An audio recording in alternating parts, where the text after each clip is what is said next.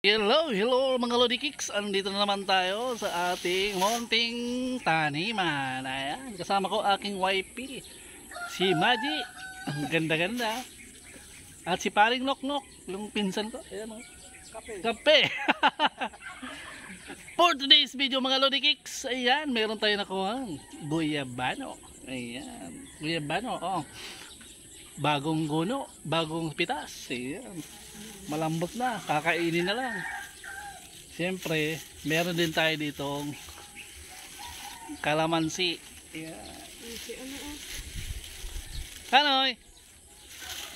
Merong kalamansi. Ayan.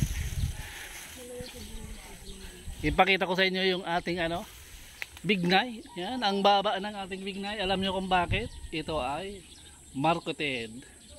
Ang maganda niyan, namumulaklak na. Meron ditong bunga. Yan o.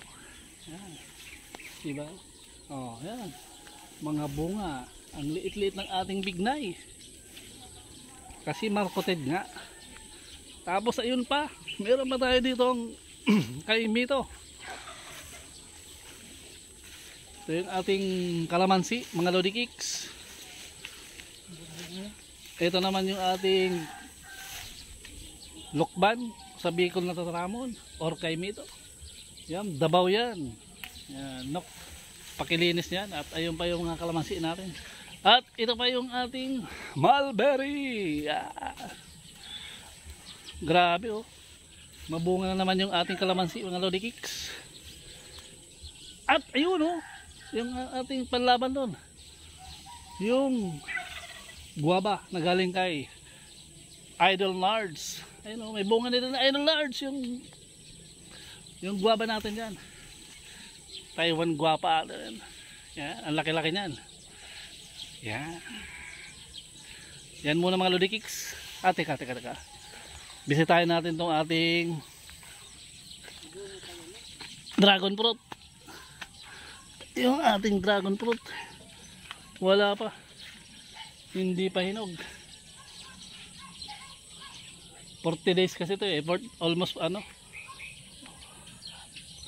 month ito bago mahinog. Ayan oh. May mga bunga na yung mga Lodi Kicks. Yung ating mga dragon fruit. Ayan. Hindi tayo dito makajackpot kasi konti lang naman. Pero meron na tayong pangkonsumo. Hindi na tayo bibili mga Lodi Kicks ng grabe oh. Tingnan nyo ito mga Lodi Kicks.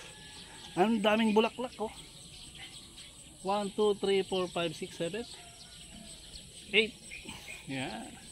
Merong bunga. Ito ba? 9, 10, 11 12. Parang jackpot yung ating isang puno dito ng dragon fruit ah. Yan. So yun muna mga Lodi Kicks ang ating video for today. This is Reka Hansendong para tanong. Peace out.